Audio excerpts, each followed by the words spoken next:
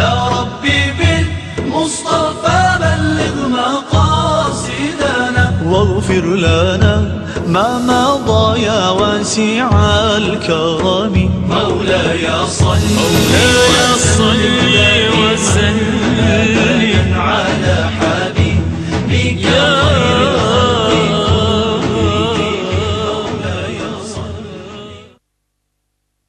جشن آمد رسول اللہ ہی اللہ بی بی آمینہ کے پھول اللہ ہی اللہ جشن آمد رسول اللہ ہی اللہ بی بی آمینہ کے پھول اللہ ہی اللہ او جشن آمد رسول اللہ ہی اللہ بی بی آمینہ کے پھول اللہ ہی الحمدللہ وکفا الصلاۃ والسلام علی سید الانبیاء عظیم الرجا عمیم الجود والعطاء ماحی الذنوب والخطا الذی کان نبیا وآدم بین الطین والماء نبی الحرمین امام القبلتین وسیلتنا فی الدارین جد الحسن والحسین مولانا و مولا الثقلین ابی القاسم محمد بن عبداللہ نور من نور اللہ اما بعد فاعوذ باللہ من الشیطان الرجیم بسم اللہ الرحمن الرحیم قد جاءکم من اللہ نور و کتاب مبین صدق اللہ مولانا العظیم ان اللہ و ملائکتہ یصلون علی النبی یا ایہا الذین آمنوا صلوا علیہ وسلموا تسلیما اللہم صلی علی سیدنا و مولانا محمد وعلى آل سيدنا ومولانا محمد معدن الجود والکرم وآلہ الکرام وابن الکریم وبارک وسلم۔ ناظرین السلام علیکم ورحمۃ اللہ وبرکاتہ۔ میں سید مزمل حسین جماعتی جشن آمد رسول صلی اللہ علیہ وسلم جو ڈی ایم کا اسپیشل پروگرام ہے آپ کی خدمت میں حاضر ہوں۔ کال ہے السلام علیکم جی۔ السلام علیکم شاہ جی۔ جی وعلیکم السلام شاہ جی میں ظفر بول رہا، بس میں تھانوں سلام کرنا سی تے ایک ماڑا جہا گل پوچھنی سی۔ ماڑی گل نہ پوچھیو، چنگی گل پوچھیو، مہینہ چنگا ہے۔ نہیں چنگی گل پوچھاں گے شاہ جی، ماڑی جی نہ آکھو۔ نہیں نہیں نہیں نہیں اچھا شاہ جی میں اتنا پوچھنا بھی جہے عالم جس طرح ہوں تسی ٹیلی ویژن تے بیٹھے آ، میں دیکھیا پچھلے پاسے لائبریری دی بکاں ہوندیاں وا، قرآن شریف دی بکاں ہوندیاں، عموماً اسلامی جلے اسلام دی گل ہوندی آ اس ویلے پیچھے قرآن شریف بھی پیا ہوندا، حدیث شریف بھی پئی ہوندی آ۔ چلو ایک مثال ہے، نہیں قرآن شریف پیا، قرآن شریف دیا صورتاں تاں انہاں کتاباں چ لکھیاں جا ہوندیاں، جس ویلے اٹھدے آ عالم او بے حرمتی نہیں ہوندی کیوں؟ ہاں پہلی گل تے ظفر ہے کہ جیرے پیچھے رکھ دین نا انہاں کولے سوال کر، دوسرا دیکھو تصویر ہوندی پیچھے پرومو ہوندا، تصویر بنی ہوندی ہے اصل وچ کتاباں نہیں ہوندیاں، کمپیوٹر دا دور ہے، کتاباں کہڑے پئیاں ہوندیاں نے، بندہ کہڑے ہوندا ہے، تصویر پیچھے لگی۔ مثلا میرے پیچھے سرکار دے گنبد پاک دی تصویر ہے، تے یہ تصویر کمپیوٹر دے ذریعے ایک سائڈ تے وے، میں تے ویسے بھی ادبی نہیں چاہتا۔ بہرحال یہ مسئلہ جڑا وے یہ انہاں علماء کولوں پوچھنا چاہیے۔ ویسے تصویر ہوندی ہے، تصویر دا مقام ہو رہے تے اصل دا مقام ہو رہے۔ جی ناظرین، تو میں یہ عرض کر رہا تھا کہ جشن آمد رسول صلی اللہ علیہ وسلم 12 ربیع الاول شریف قریب آ گیا، دن 2 دن 3 دن کے بعد۔ میں نے کل جو پروگرام عرض کیا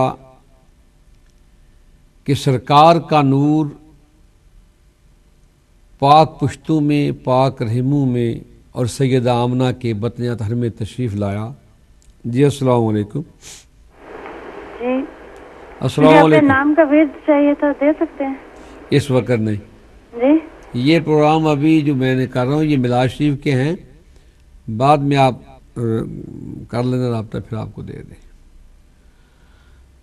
جی ناظرین، تو میں کل سرکار کی آمد اور جن لوگوں کا یہ عقیدہ کہ سرکار کے نعوذ باللہ والدین مسلمان نہیں، تو حضرت عبداللہ کا نام نامی اس میں گرامی بتا رہا ہے کہ اللہ کا بندہ، پھر یہ وہ لوگ ہیں جن کے پاس کسی نبی کا پیغام نہیں، اصحاب فطرت انہیں کہتے ہیں، جن کے بارے میں 3 عقائد لوگوں کے ہیں کہ عیسیٰ علیہ السلام وہ اپنے علاقے کے لیے آئے تھے، عرب کے لیے نہیں آئے تھے، اور نہ ہی کوئی پیغام لے کر آیا، یہ لوگ دین ابراہیم پر تھے، اور نبی پاک علیہ السلام نے اپنے خاندان پر، اپنے آبا پر فخر کیا ہے۔ رحمت عالم نور مجسم کی ذات پاک نے حضرت عبداللہ ابن عباس فرماتے ہیں کہ سرکار نے فرمایا کہ اللہ پاک نے مجھے پاک پشتوں سے پاکیزہ ریموں میں منتقل فرمایا، ہر علائش سے پاک کر کے، ہر لودگی سے صاف کر کے، جہاں کہیں۔ جی السلام علیکم۔ السلام علیکم۔ جی وعلیکم السلام۔ مولانا صاحب آپ کو پہلے ربیع الاول کی مبارکباد۔ آپ کو بہت مبارک ہو۔ کون صاحب بول رہے ہیں؟ میں بلال بات کر رہا ہوں مانچسٹر سے۔ جی بلال۔ مولانا صاحب بس ایک چھوٹی سی دعا کرانی تھی، میں نے عمرے کے ویزے کے لیے اپلائی کیا ہے، تو اس میری لیے بڑی خواہش ہے میں عمرے کے لیے ابھی اس مہینے میں جاؤں، ربیع الاول کے مہینے میں۔ ہاں اللہ کریم آپ کو لے جائے، میری دعا ہے انشاءاللہ ویزا مل جائے گا، کوئی فکر نہ کریں، آپ چلے جائیں۔ جی مولانا صاحب کوئی ربیع الاول کے حوالے سے کوئی اگر آپ بتا دیں کوئی کلام وغیرہ پڑھنا ہو اس مہینے میں، بابرکت مہینے میں۔ درود پاک پڑھے، کثرت سے پڑھے۔ جی یہ وظیفہ رحمان بھی ہے اور اس سے بڑا کوئی وظیفہ نہیں ہے، اور سرکار کی ذات فرماتے ہیں کہ میں جو محبت سے درود پاک پڑھتے ہیں میں ان کا درود خود سنتا ہوں، جواب بھی دیتا ہوں، اس سے بڑا کوئی وظیفہ نہیں ہے۔ اور بہت شکریہ مولانا صاحب۔ اچھا، السلام علیکم۔ وعلیکم السلام۔ اللہ تعالیٰ آپ کو بارگاہ رسالت کی بلال عظیم نصیب فرمائے۔ میرا ویر اگر آپ جائیں تو میرے لیے بھی دعا کرنا، ہمارے تمام نبی پاک کی امت کے لیے بھی دعا کرنا۔ تو حضرت عبداللہ ابن عباس فرماتے ہیں کہ سرکار نے فرمایا اللہ کریم نے مجھے، ان اللہ تعالی ہینا خلقنی جعلنی من خیر خلقہ ثم ہینا خلق القبائل جعلنی من خیرہم قبیلۃ۔ جی السلام علیکم۔ جی السلام علیکم۔ جی وعلیکم السلام۔ مجھے میرا نام نہیں بتانا، مجھے آپ کا پرائیویٹ نمبر چاہیے تھا۔ میرے میں نام پوچھا ہی نہیں ہے تو نمبر پرائیویٹ میں نہیں دے سکتا، آپ رابطہ کر لیں یا اپنا نمبر لکھا دیں، بعد میں رابطہ کر لینا۔ تو رحمت عالم نور مجسم کی ذات پاک نے فرمایا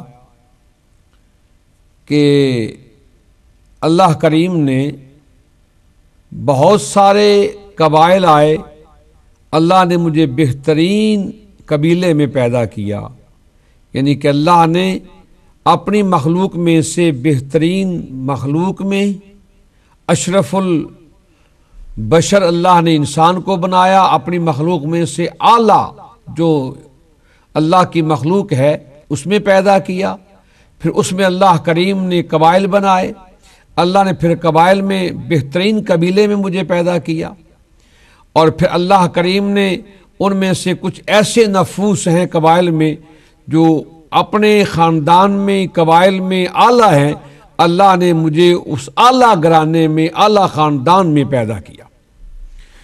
پھر رحمت عالم نور مجسم نے فرمایا کہ میں اپنے حسب کے لحاظ سے، نسب کے لحاظ سے بہترین قبیلے میں پیدا ہوا۔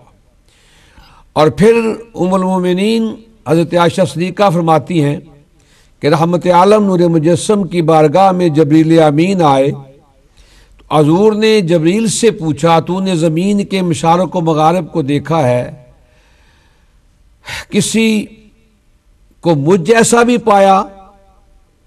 حضرت جبریل امین نے عرض کی قلبت الارض مشارقہا و مغاربہا ولم اجد رجلا افضل من محمد صلی اللہ علیہ وسلم، یا رسول اللہ میں نے آپ سے بہتر کائنات میں کسی کو نہیں پایا، آپ اپنے نسب کے اعتبار سے، عصب کے اعتبار سے پوری کائنات سے افضل و اعلیٰ ہے۔ پھر رحمت عالم نور مجسم کی ذات پاک اس خاندان میں آئے جو دین ابراہیم پر تھے، اصحاب فطرت تھے، حضرت مولا کائنات فرماتے ہیں کہ ہر دور میں 7 مسلمان ہمیشہ رہے ہیں. اگر وہ 7 مسلمان ہوں تو زمین ختم ہو جائے. تو ان 7 مسلمانوں کا رہنا زمین کی بقا کے لیے ہے، اور وہ ہر دور میں رہے ہیں. اور یہ خاندان جو رسول اللہ کا خاندان ہے، جس میں میرے آقا تشریف لائے ہیں، ان کی عظمت کا عالم یہ تھا کہ وہ نور حضرت عبد المطلب کی پیشانی میں ہے. تو ابرہ یمن کا بادشاہ جب کعبہ گرانے کے لیے آیا، اس نے مکہ کے باہر پڑاؤ کیا. حضرت عبد المطلب کے جو اونٹ تھے اس کے سپاہیوں نے اپنے قبضے میں لے لیے. حضرت عبد المطلب کو جب پتہ چلا تو آپ تنہا مکے کے سردار ہونے کے باوجود، کعبے کے محافظ ہونے کے باوجود، آپ تنہا ابرہ کے پاس چلے گئے. ابرہ نے جب وہ وجاہت دیکھی، چہرے کا نور دیکھا، تو اس نے کیا کرنا تھا؟ تو کریم نے کرنا تھا. وہ حضور حضرت خواجہ عبد المطلب کے استقبال کے لیے کھڑا ہو گیا. پوچھنے لگا آپ کون ہیں، نام کیا ہے؟ فرمایا عبد المطلب میرا نام ہے، مکے کا سردار ہوں، کعبے کا چابی بردار ہوں. اس نے کہا آپ کیوں آئے ہیں؟ آپ نے کہا کہ میرے اونٹ تیرے سپاہی لے آئے ہیں، وہ لینے کے لیے آیا ہوں. تو ابرہ مسکرایا کہ کیسا سردار ہے تو، تنہا آیا. آپ کو پتا ہے کہ میں کعبے کو گرانے کے لیے آیا ہوں، میں نے بڑا قیمتی کلیسا بنایا، اسے کو دیکھنے کے لیے نہیں آتا، یہاں ہر وقت ہجوم رہتا ہے. میرے مشیروں کا مشورہ ہے کہ کعبہ گرا دیا جائے، پھر یہ آپ کے کلیسا دیکھنے کے لیے لوگ آئیں گے، تو میں تو کعبے کو گرانے کے لیے آیا ہوں. تو آپ کیسے سردار ہیں؟ بجائے اس لیے کہ آپ مجھ سے بات کرتے کہ یہ حملہ نہ کر، کعبہ نہ گرا، آپ اونٹوں کی بات کرتے ہیں. تو یہ جرأت و جلال، یہ روب و دبدبا جو تھا، یہ نور مصطفیٰ کا تھا. آپ نے فرمایا میں ان اونٹوں کا مالک ہوں، ان کی حفاظت کرنا میرا ذمہ ہے.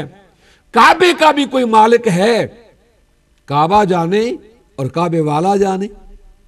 یہ جملے ایسے تھے جن جملوں کے سننے پر ابرہہ پر لرزہ طاری ہو گیا. پھر وہ اپنا روب جمانے کے لیے اپنی فوج کا معائنہ کرانے لگا. فوج کو دکھایا. جی السلام علیکم. وعلیکم السلام. جی جناب. اچھا سر، اس میں آزم پتہ کرنا سی اپنے نام دا. اس وقت جو میں پروگرام کر رہا ہوں اس میں نہیں ہو سکتا. اچھا بعد میں رابطہ کریں انشاءاللہ.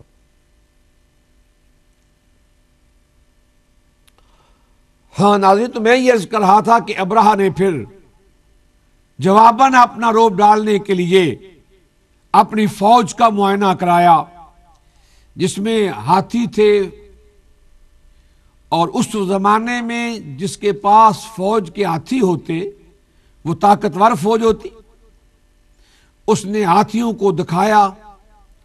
اس کا جو اپنا ذاتی ہاتھی تھا، محمودہ اس کا نام تھا، وہ بڑا اکڑ والا اور بڑی طاقت والا، اور وہ سفید تھا.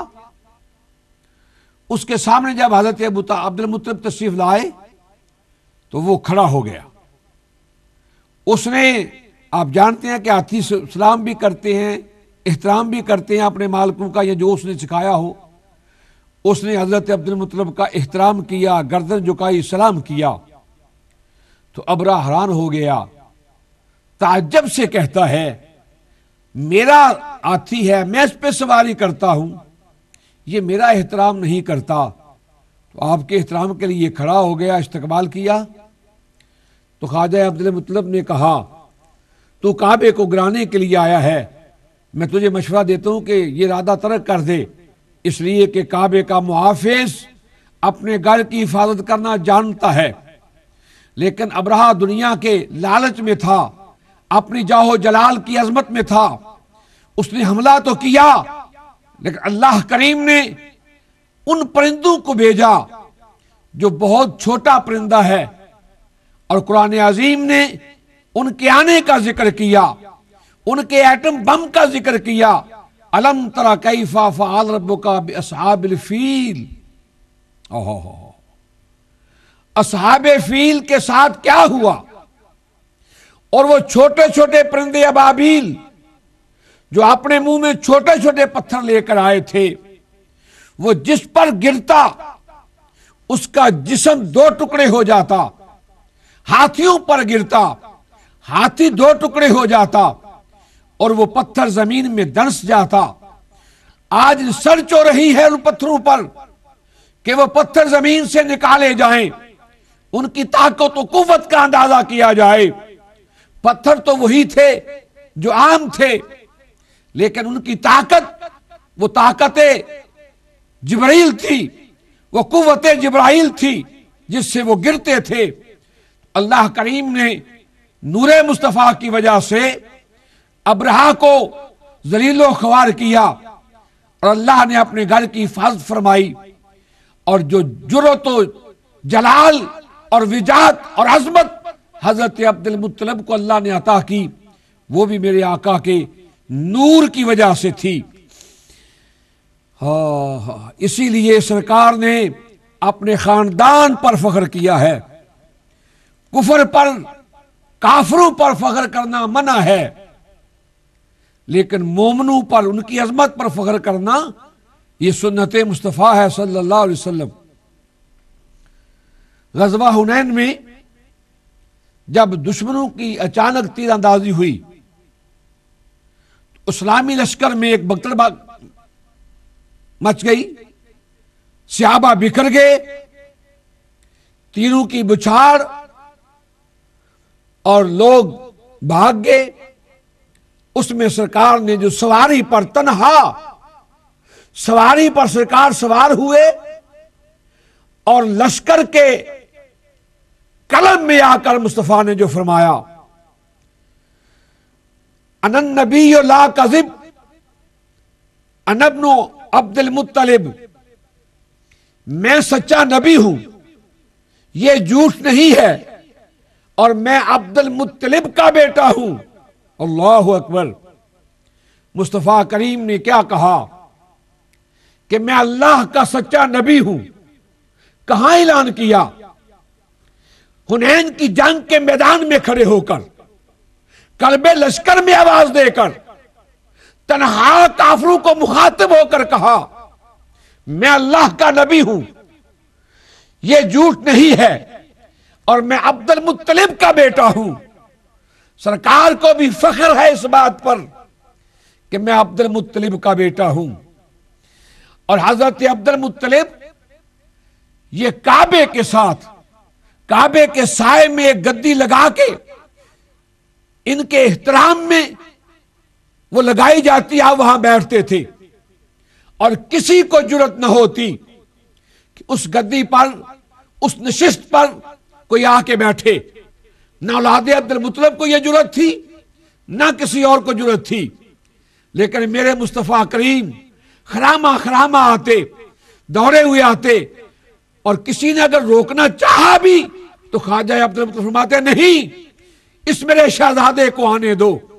اس گدی پر تشریف لاتے، گود حضرت عبد المطلب میں جلوہ گر ہوتے، تو جس گود میں مصطفیٰ جلوہ گر رہے، وہ گود کسی کافر کی گود نہیں تھی۔ یہی تو کل میری بات تھی، ارے نادانو، جس گود میں مصطفیٰ پلتا رہا وہ حضرت ابو طالب کی گود ہے۔ حضرت ابو طالب کی گود حضرت عبد المطلب کے بعد حضور کو نصیب ہے۔ 8 برس کی عمر میں، اس وقت حضرت ابو عبد المطلب کی عمر مبارک بعض نے 140 برس یا 120 برس بھی لکھی ہے۔ جب آپ کا وصال ہوا، حضرت عبد المطلب نے اپنے بیٹوں سے کہا تھا، کون ہے جو میرے یتیم محمد کی حفاظت کرے گا؟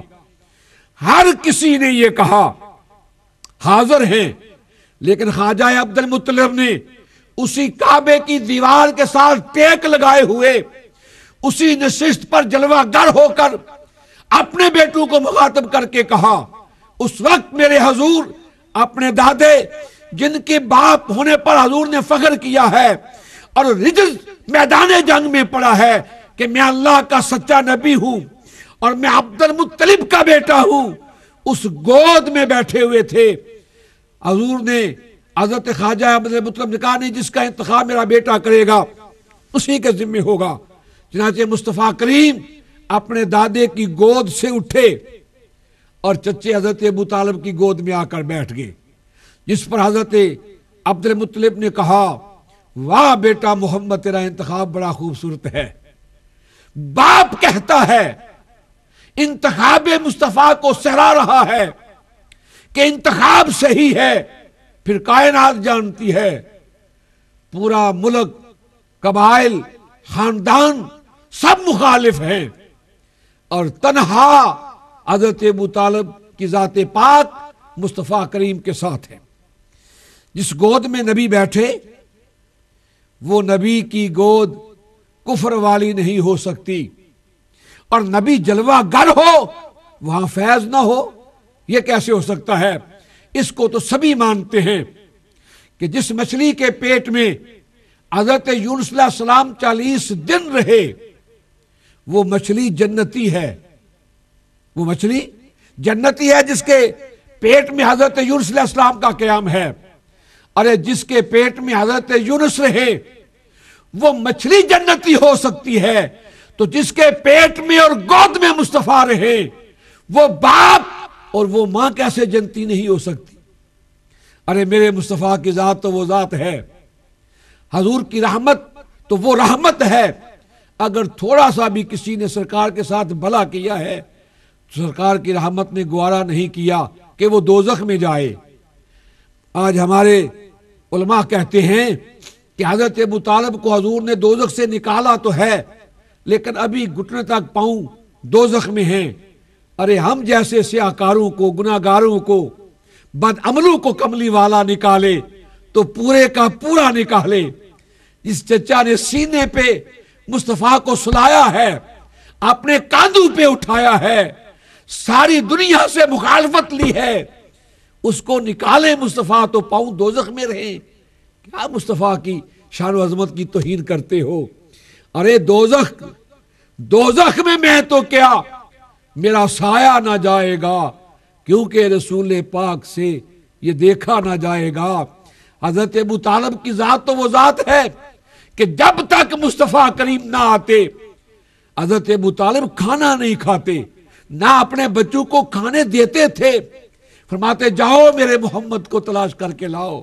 سرکار آتے خود حضرت عبد المطلب فرماتی ہے، اور آپ کی زوجہ پاک سیدہ فاطمہ بنت اسد فرماتی ہے خدا کی عزت کی قسم جس کھانے میں میرا شہزادہ محمد شامل نہ ہو وہ کھانے میں برکت ہی نہیں ہوتی تھی، میرے بچے بھوکے رہتے تھے، لیکن جس کھانے میں حضور شامل ہوتے تھے کھانا تھوڑا ہوتا تھا لیکن میرے سارے بچے، ہم سارے گھر والے سیر ہو کے کھاتے تھے۔ تو رحمت عالم نور مجسم جس گود میں آیا، جس گود میں جلوہ گر ہوئے، کیا وہ رحمت کی گود، وہ رحمت جو میرے آقا کی رحمت جو عالمین کے لیے ہے، کیا وہ گود محروم رہے گی؟ اور میرا کملی والا تو وہ ہے۔ جی السلام علیکم۔ وعلیکم السلام شاہ صاحب، جناب میں ایک چھوٹا سا سوال پوچھنا چاہتا ہوں۔ خادم حسین عرض کر رہا ہوں مانچسٹر سے۔ جی خادم حسین فرمائیں۔ جی عرض یہ ہے کہ 2 کتابیں میرے نظر سے گزری ہیں۔ جی جی، ایک محمد اسماعیل دہلوی، میں تو شہید نہیں کہتا لیکن وہ شہید لکھا ہے کتاب تقویت الایمان، ہاں جی ہاں جی، اور ابن تیمیہ کی منہاج السنہ، جی جی، اس میں لکھا ہوا ہے کہ جب حضور نبی کریم صلی اللہ علیہ وسلم معراج پر گئے شاہ صاحب، جی جی، تو اس وقت وہ جب جہنم کے قریب سے گزرے تو ان کے والدین کی آواز حضور نبی کریم صلی اللہ علیہ وسلم کی آئی۔ لیکن میرا عقیدہ شاہ صاحب یہ ہے کہ قرآن مجید میں غالباً سورہ بنی اسرائیل میں ہے کہ اپنے والدین کی جو ہے وہ احسان کرو، تو والدین احسانہ۔ لیکن یہ کیسے ہو سکتا ہے جیسے آپ فرما رہے ہیں کہ رسول وما ارسلنا کا اللہ رحمت اللہ عالمین تمام کائنات کے لیے رحمت ہو، وہ اپنے باپ اور چچا کے لیے رحمت نہ ہو؟ جزاکم اللہ خیرن جزا، فی امان اللہ۔ جی بھائی خادم صاحب میں عرض کرتا ہوں، ہاں تو میں یہ عرض کر رہا تھا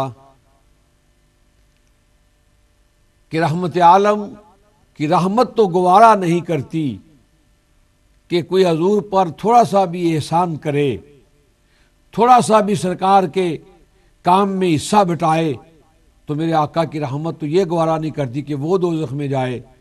حدیث پاک میں آتا ہے ایک یہودی کا بچہ بارگاہ رسالت میں آیا کرتا تھا، حضور سے کوئی کام کہتے، وہ بازار چلا جاتا، بازار سے وہ چیز جو سرکار فرماتے وہ لے آتا۔ اب 3 دن گزر گئے، وہ بچہ نظر نہیں آیا، تو مدینے کے تاجدار نے صحابہ سے پوچھا وہ بچہ نظر نہیں آتا؟ عرض کہ یا رسول اللہ وہ تو بیمار ہے۔ قربان جائیں رحمت عالم کی رحمت پر، مدینے کے تاجدار فرماتے آؤ اس کی بیمار پرسی کے لیے چلے۔ جب اس یہودی کے گھر گئے تو بچہ بے ہوش لیٹا ہوا تھا، سرکار کی آواز آئی تو اس کی آنکھیں کھل گئی، وہ چارپائی پہ بیٹھ گیا۔ بچہ بیٹھا اور یہودی کتاب پڑھ رہا تھا، آیت کی تلاوت کر رہا تھا، تو حضور نے پوچھا کہ اس میں کوئی میری بھی نعت ہے؟ جی السلام علیکم۔ السلام علیکم ورحمۃ اللہ وبرکاتہ۔ جی وعلیکم السلام۔ قبلہ اظہر نقوی بول رہا ہوں۔ جناب علی، میں آپ کو آپ کے اس بیان پر داد دیتا ہوں، اور آپ کا یہ جو کلام ہے واقعاً بہت ہی اچھا کلام ہے۔ خدا سے دعا گو ہوں کہ خدا وند متعال آپ کے ایمان میں اور اضافہ فرمائے، آمین، اور اسی طرح حق کو مسلمانوں تک، اور ہم نہیں کہتے دوسروں لوگوں، کم از کم مسلمانوں تک حق اور سچ کو پہنچانے کی توفیق عطا فرمائے۔ واقعاً آپ کا کلام جو سن کر دل کو ایک تقویت ملتی ہے جب بھی آپ گفتگو کرتے ہیں، اور بہت ہی اچھے انداز میں اور بڑی جرت کے ساتھ۔ اور اسی طرح علماء کو چاہیے کہ جو حق اور حقیقت ہے اس کو جرت کے ساتھ جو ہے وہ بیان کریں اور لوگوں تک اس علم کو پہنچائیں جو صدقہ محمد و اہل بیت محمد ہم تک یہ چیزیں جو ہے، یہ علم جو ہے پہنچا ہے۔ خدا بند مطالعہ آپ کی توفیقات میں اضافہ فرمائے۔ السلام علیکم ورحمۃ اللہ وبرکاتہ۔ مہربانی، اللہ آپ کو جزائے خیر عطا فرمائے۔ ہاں ناظرین، تو میں یہ عرض کر رہا تھا کہ رحمت عالم کی رحمت نے گوارا نہیں کیا کہ وہ میری بارگاہ میں آنے والا یہودی کا بچہ بیمار ہے، بیمار پرسی کے لیے تشریف لے گئے، تو وہ آیت پڑھنے والے یہودی سے پوچھا اس میں کوئی میری نعت ہے؟ اس نے کہا نہیں، تو وہ بچہ بول پڑا یا رسول اللہ میرا باپ غلط کہتا ہے، آپ کی نعت اس میں موجود ہے۔ تو میرے آقا نے فرمایا بیٹا کلمہ پڑھ لو۔ اس نے باپ کی طرف دیکھا تو باپ نے کہا جو سرکار کہتے ہیں وہ کر لو۔ اس بچے نے کلمہ پڑھ لیا، سرکار وہاں سے تشریف لائے تو بچے کا وصال ہو گیا۔ اس پر علماء نے لکھا ہے، اور میرا اپنا وجدان جو ہے وہ یہ ہے کہ وہ ہر روز بچہ سرکار کی بارگاہ میں آتا تھا، لیکن سرکار نے کبھی نہیں کہا کہ کلمہ پڑھ لے۔ آج وہ بیمار ہے، سرکار گھر جا کے فرماتے ہیں کہ کلمہ پڑھ لے، چونکہ نگاہ نبوت دیکھ رہی تھی کہ اس کا آخری وقت ہے، قریب المرگ ہے، اور میری بارگاہ میں آنے والا، میرا چھوٹا موٹا کام کرنے والا دوزخ میں جائے، یہ رحمت مصطفیٰ کی توہین ہے، یہ رحمت مصطفیٰ کی توہین ہے۔ اس لیے مصطفیٰ کریم نے کلمہ پڑھا لیا، کلمہ پڑھا کے اسے جنتی بنا دیا۔ باپ نے بھی کلمہ پڑھ لیا، تو کملی والے کی رحمت تو وہ رحمت ہے جو رحمت ہر کسی کے لیے ہے، لیکن جو مصطفیٰ کریم پر تھوڑا سا احسان کرے، میرے آقا کی رحمت اسے دوزخ میں نہیں جانے دیتی۔ حضرت ابو طالب کی ذات تو وہ ذات ہے جس نے ساری کائنات سے مخالفت کس کے لیے لی ہے؟ ذات مصطفیٰ کے لیے، مشن مصطفیٰ کے لیے، اسلام کی تبلیغ و اشاعت کے لیے۔ مصطفیٰ کریم کے پورے مشن میں حضرت ابو طالب کی ذات شامل ہے۔ اب کہتے ہیں جی حضور نے کہا چچا کلمہ پڑھ لو، تو میں तुम्हारी सिफारिश करूंगा। अरे चचा को मुस्तफ़ा जानते थे और मुस्तफ़ा करीम के चचा भी हजूर को जानते थे। वो कमाले मुस्तफ़ा जो महद से लेकर शबाब तक हजरत अबू तालिब की जात देखती रही, वो नहीं जानते थे। अरे ये तो बयान करते हो कि राहिब ने कहा, हजरत अबू तालिब को बुलाकर कहा इसके बाप का नाम क्या है? आपने कहा ये मेरा बेटा है। उस राहिब ने कहा नहीं, आपका नाम क्या है? अबू तालिब। कहा इसके बाप का नाम अबू तालिब नहीं। कहा फिर इसके बाप का नाम बताओ। कहा अब्दुल्ला है। कहा वो जिंदा नहीं है। कहा हाँ जिंदा नहीं है, मैं इसका चचा हूं। अरे राहिब की बातें तो करते हो किताबों में, बयान भी करते हो कि राहिब ने कहा हजरत अबू तालिब से कि ये बेटा आपका नहीं, ये अजमत वाला, ये खातमुन नबीय्यीन रसूल बनकर आया, शान वाला है। अरे राहिब की बातें अबू तालिब से हो रही हैं। अगर वो जानता है तो हजरत अबू तालिब नहीं जानते। जानने के अलावा जब उनकी जिंदगी में उन्होंने ऐलान नबूवत किया और सब ने इस ऐलान को कबूल किया, औलाद अबू तालिब ने कबूल किया, ज़ौजाए हजरत अबू तालिब ने कबूल किया, और ऐलान नबूवत से पहले मुस्तफ़ा करीम का अपना निकाह हुआ उम्मुल मोमिनीन के साथ, हजरत खतीजा के साथ। उस निकाह का खुतबा किसने पढ़ा? अल्हम्दुलिल्लाहिल्लज़ी, अल्हम्दुलिल्लाह से शुरू किया, अपने खानदान की अजमत को बयान किया, मोहम्मद मुस्तफ़ा के औसाफ को बयान किया। अभी 25 वर्ष की उम्र है मेरे मुस्तफ़ा करीम की जब हजूर का पहला निकाह होता है उम्मुल मोमिनीन खतीजा के साथ। खुतबा निकाह का किसने पढ़ा था? काफिर ने पढ़ा था, हाय हाय मुशरिक ने पढ़ा था। क्या हो गया आप लोगों को? क्यों नहीं मानते? कहते हैं जी किताब में आया है कि हजूर ने कहा कलमा पढ़ ले, चचा तो मैं तेरा। अरे मेरा मुस्तफ़ा करीम एहसान का बदला एहसान कुरान कहता है। खुदा की शान ये है कि वो एहसान का बदला एहसान देता है। और खुदा की रहमत, खुदा का महबूब जिस गोद में पलता रहा वो कुफर में रही, गलाजत में रही, नापाकी में रही। क्या रहमत, हजूर का नूर, सरकार का फरमान जो मैंने पहले अर्ज किया कि सरकार फरमाते हैं कि पाक पुश्तों में आया, पाक रहीमों में आया। तो परवरिश के लिए नापाक गोद चाहिए थी। अगर वो नूर पाक पुश्तों में मुंतकिल होता रहा, पाक रहमों में मुंतकिल होता रहा, तो अब उसको परवान चढ़ाने के लिए पुश्त भी तो पाक ही चाहिए थी ना। और वो पुश्त किसकी थी? वो किसकी गोद थी जिसमें मुस्तफ़ा पलते रहे? वो मौलाए मुर्तज़ा शेर खुदा के बाबा। बस दुश्मनी तो ये है कि हजरत अबू तालिब बाबा है मौला अली के, वैर मौला अली से है, इसलिए हजरत अबू तालिब को मुसलमान नहीं हमने उन्हें देना। अरे तेरी कहने से क्या होगा, तेरे लिखने से क्या होगा, तेरे बोलने से क्या होगा? अरे मदीने वाला तो वो लजपाल नबी है, हजारों साल के बाद भी कलमा पढ़ने वाला मुस्तफ़ा करीम का उम्मती बन जाता है तो रहमत आलम उसको दोज़ख में नहीं जाने देगी। तो जिसकी गोद में मुस्तफ़ा करीम परवान चढ़ते रहे।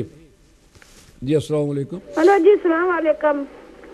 जी वालेकुम सलाम। मेरा नाम ज़ुबैदा है, मैं सुन्नी हूं ते बराक रखी हुई सी ते वो आखने ना लाओ नहीं जायज, तो क्या ख्याल है लाओ ना लाओ? की रखी सी बराक?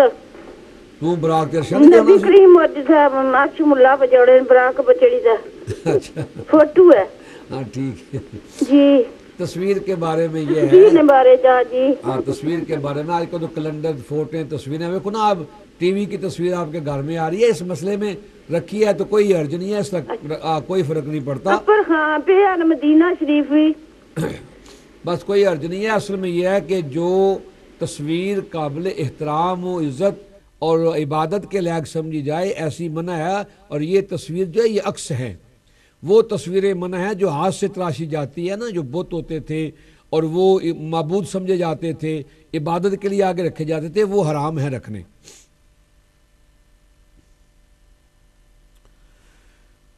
हजूर के खादिम साहब ने पूछा कि वालदैन के बारे में, इसके बारे में 3 मसलक हैं कि वो असहाब फ़तरत हैं, और उनके बारे में ये कि वो हर दौर में, जैसे कि मैंने मौला कायनात का कौल बयान किया कि आपका फरमान है कि 7 मुसलमान हर दौर में रहते हैं। फिर ये है कि वो दीन इब्राहीम में है। और तीसरा कौल जो उलमा का है वो ये है कि हजूर के वालदैन को ज़िंदा फरमाया गया और वो हजूर पर ईमान ले आए। उफ़ाज़ व मुहद्दिसीन में से एक बहुत बड़ा गिरोह इस मसलक की तरफ माइल हुआ है। उनमें से चंद हज़रात ये हैं, इब्न अशाम है, हाफ़िज़ अबू बकर अल ख़तीब बगदादी है, अबुल कासिम सहेली हैं, अबू अब्दुल्ला करतबी हैं, मुहिब तबरी हैं, अल्लामा नासरुद्दीन इब्न मनीर हैं।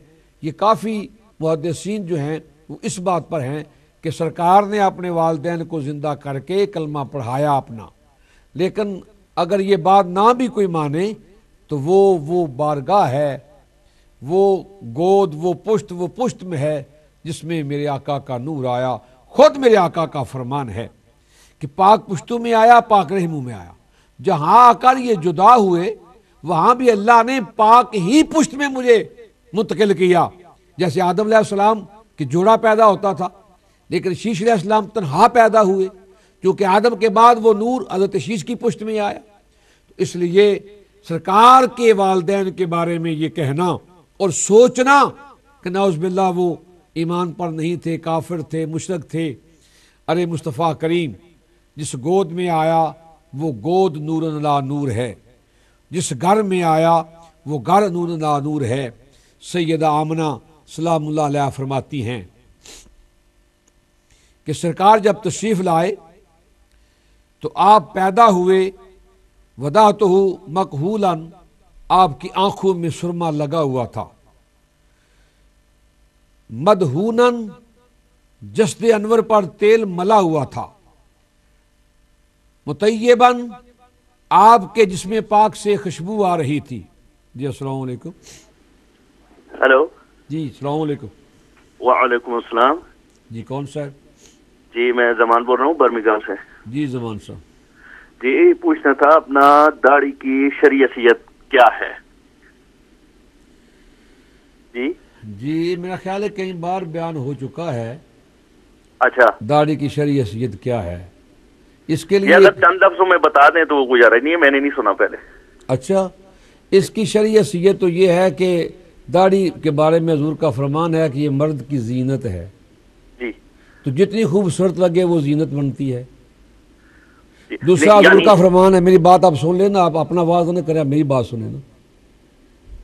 दूसरा हुज़ूर का फरमान है कि मुझे कटाओ, दाढ़ी बढ़ाओ, कितनी बढ़ाओ इसके बारे में कोई हद नहीं है। तशबीहात से हुज़ूर ने मना किया कि तुम्हारी दाढ़ें ना ईसाइयों की तरह हो ना यहूदियों की तरह हो। यहूदियों की दाढ़ियाँ बहुत लंबी थी, ईसाइयों की बहुत छोटी थी।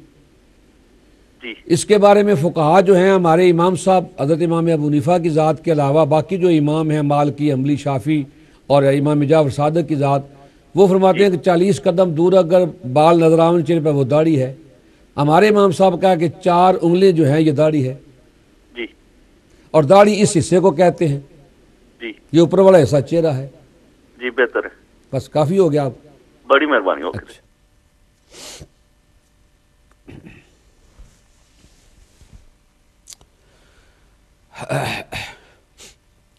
जी तो मैं अर्ज कर रहा था कि सैयदा आमना सलामुल्लाह अलैहा फरमाती हैं कि सरकार आए साजिदन लिल्लाहि अज़्ज़ा व जल्ला,